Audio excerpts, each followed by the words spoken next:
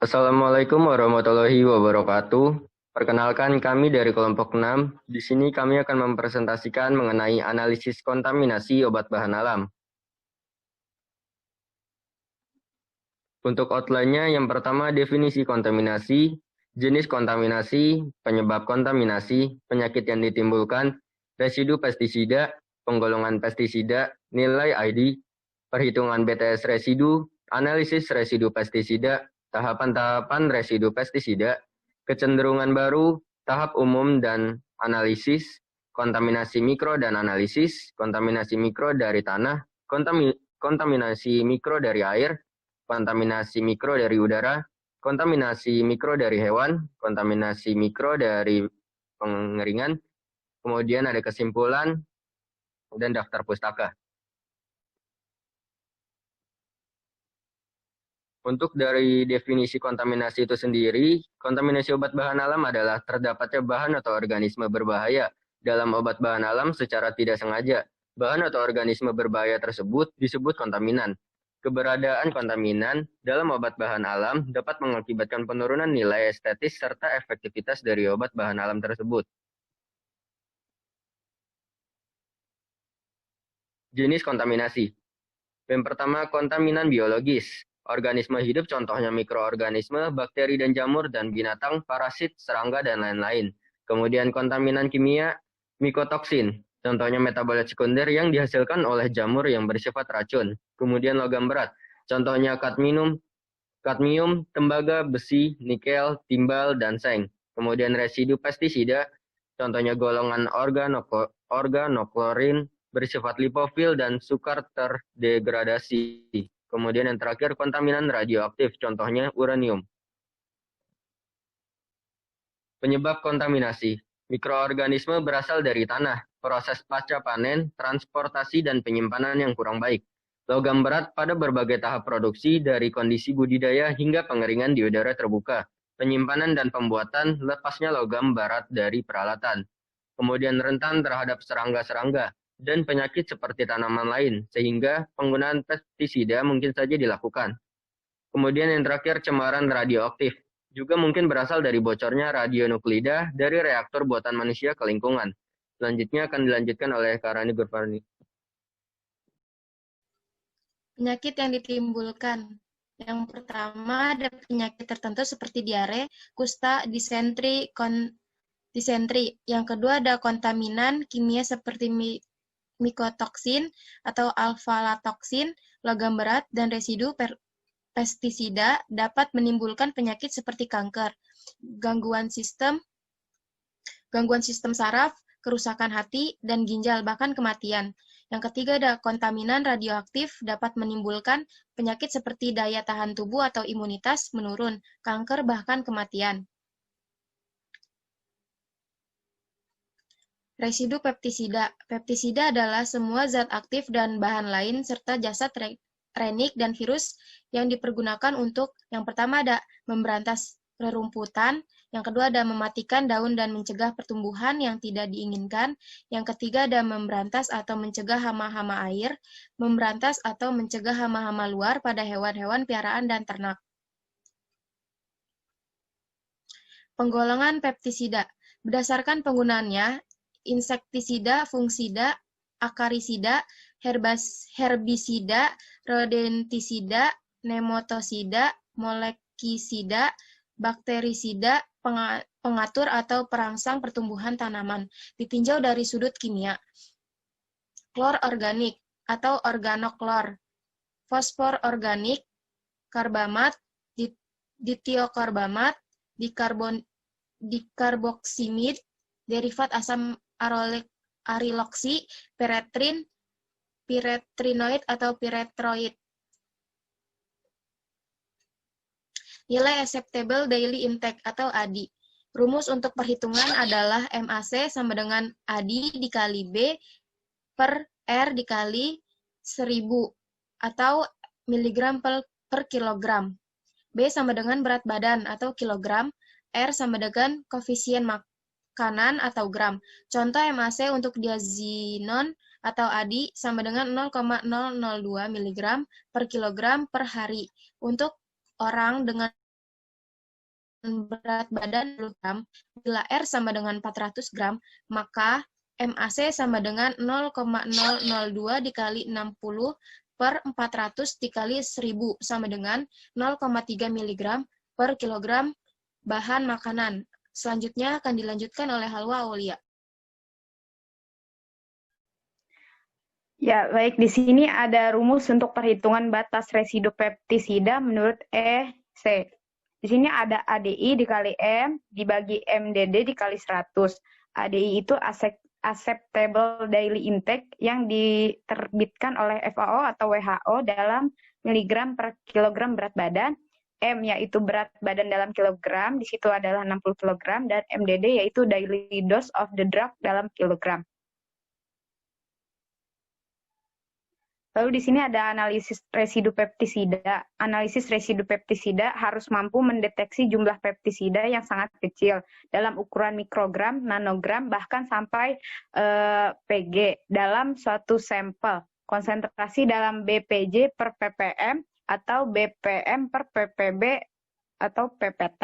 Lalu di sini perlu metode analisis serta peralatan yang peka. Idealnya perlu metode analisis yang dapat digunakan untuk mendeteksi secara kualitatif dan kuantitatif sebanyak mungkin jenis peptisida atau metode polivalen. Nah, di sini ada tahap-tahap analisis residu peptisida. Yang pertama itu ada ekstraksi, yang dilanjutkan dengan pembersihan atau clean up ekstrak, lalu dilanjutkan dengan deteksi, bisa menggunakan kualitatif dan kuantitatif. Lalu selanjutnya dilanjutkan oleh Pak Heriana.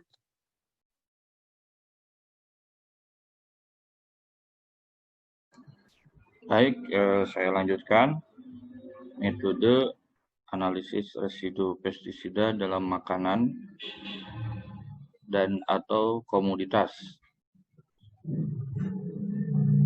Adanya peningkatan kebutuhan akan metode analisis yang lebih efisien, cepat, dan murah untuk analisis residu pestisida terutama dalam makanan dan komoditas lain seperti bahan obat asal alam dan lain-lain, berkenaan dengan meningkatnya permintaan untuk makanan yang bebas residu.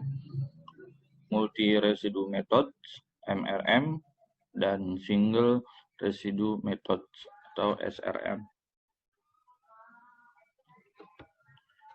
Baik MRM maupun SRM dalam ruang lingkupnya meliputi suatu seri tahapan berbeda atau tahapan proses yang tujuan akhirnya adalah mendeteksi dan mengukur kadar pestisida-pestisida tertentu dalam matriks yang relatif kompleks. Matriks makanan mengandung ratusan atau ribuan zat-zat kimia, alami atau buatan yang potensial dapat mengganggu analit pestisida yang diinginkan, seringkali bahkan konsentrasi beberapa kali lipat dari analit. Tahapan umum metode analisis. Yang pertama adalah ekstraksi, memisahkan atau remove analit dari matriks, biasanya dengan ekstraksi menggunakan pelarut. Pembersihan, yang kedua pembersihan, clean up, memisahkan atau menghilangkan koekstraktan dengan pengerjaan seperti dengan kolom kromatografi, partisi cair-cair, atau penguapan. Modifikasi, yang ketiga, mengubah analit menjadi suatu derivat yang cepat dapat dianalisis. Yang keempat, resolution, memisahkan analit dari gangguan yang masih ada. Yang kelima, deteksi, memperoleh suatu respon dari analit. Yang keenam, kuantifikasi, mengukur respon dari analit dibandingkan dengan baku standar. Konfirmasi, yang terakhir, untuk memperoleh keyakinan atau assurance bahwa metode utama memberikan hasil-hasil yang seksama atau benar menggunakan metode yang kedua. Kontaminasi mikroba dan analisa. Yang pertama adalah kontaminasi mikroba yang berasal dari tanah, kontaminasi mikroba yang berasal dari air, kontaminasi mikroba dari udara, kontaminasi mikroba dari hewan, kontaminasi mikroba selama pemprosesan. Yang pertama adalah kontaminasi mikroba yang berasal dari tanah. Tanah mengandung berbagai macam mikroorganisme yang bisa menjadi sumber kontaminasi, seperti jamur, kamir, dan beberapa spesies dari generasi Bacillus, Clostridium, Enterobacter, Escherichia, Micrococcus, Alkaligenes, Flavobacterium, Chromobacterium, Pseudomonas, Proteus, Streptococcus, Leuconostoc, Acetobacter, dan Actinomycetes, dan bakteri besi. Metode modern yang digunakan untuk penanganan makanan biasanya makanan tersebut dicuci permukaannya dari tanah sehingga akan mengurangi kontaminasi yang disebabkan oleh debu tanah yang melekat pada makanan tersebut. Selanjutnya akan dilanjutkan oleh Saudari Hesti. Silakan.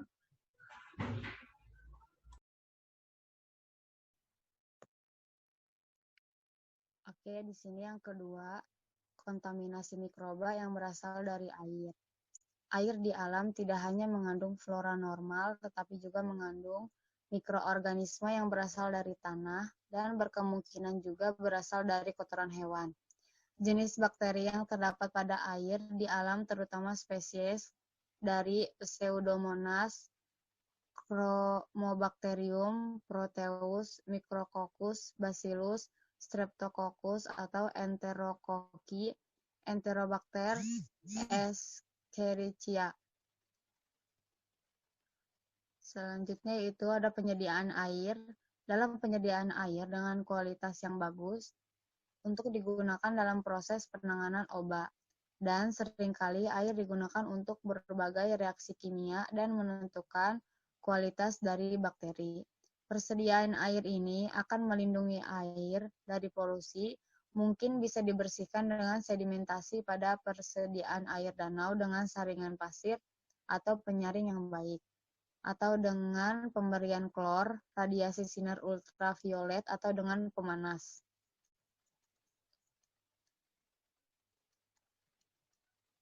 Yang ketiga ada kontaminasi mikroba dari udara. Udara tidak hanya mengandung flora normal mikroorganisme. Untuk semua yang ada didapat dari kecelakaan dan biasanya berupa materi suspensi padat atau dari air yang jatuh. Mikroba di udara bisa saja terdapat dalam debu atau bulu-bulu kain tanah. Lanjut. Yang keempat ada kontaminasi mikroba dari hewan. Sumber mikroorganisme dari hewan yang termasuk flora normal adalah flora yang berasal dari sistem pernapasan dan sistem pencernaan. Flora normal dapat pada permukaan daging hewan biasanya tidak terlalu penting sebagai mikroorganisme pengkontaminasi dari sistem pencernaan atau sistem pernapasan. Kulit, kuku, dan rambut hanya mengandung sebagian kecil mikroorganisme dari tanah, pupuk, tanaman, dan air, tapi penting sebagai mikroorganisme pengurai. Bulu dan kaki unggas menyebabkan kontaminasi yang berat dari sumber yang sama. Kulit dari beberapa hewan mungkin saja mengandung mikrokokki, staphylococcus, dan beta hemolitik, streptococcus, staphylococcus pada kulit atau pada sistem pernapasan bisa juga ditemukan pada bangkai dan produk makanan mentah, feses, dan fekal hewan yang terkontaminasi bisa saja mengandung mikroorganisme penyebab demam tipus, termasuk di dalamnya Salmonella.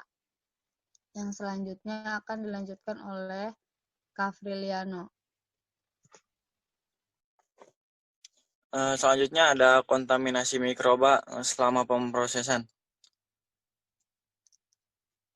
Obat yang terkontaminasi dari sumber alami hanya memberikan tempat sementara bagi bakteri sebelum obat tersebut akhirnya diolah atau diproses. Kontaminasi pada obat bisa saja terjadi pada saat kontak dengan lingkungan saat obat tersebut akan dikemas, dan dari orang-orang yang melakukan pengolahan.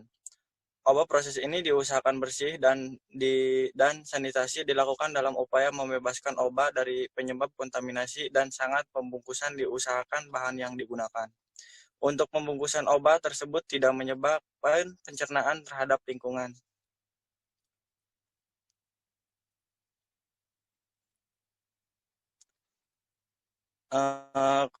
Selanjutnya kesimpulannya yaitu kontaminan atau cemaran dapat diartikan secara luas sebagai semua benda asing yang tidak dikehendaki, baik berupa debu, kotoran, tanah, pasir, potongan tangkai dan daun jasa teknik, serangga, kutu, dan lain-lain. Yang mencemari bahan, alat maupun ruangan pengolahan kontaminan ada yang mudah dilihat wujudnya, ada pula yang tidak terlihat atau kasat mata. Yang paling berbahaya adalah yang tidak terlihat seperti bakteri, kapang, kamir, maupun virus.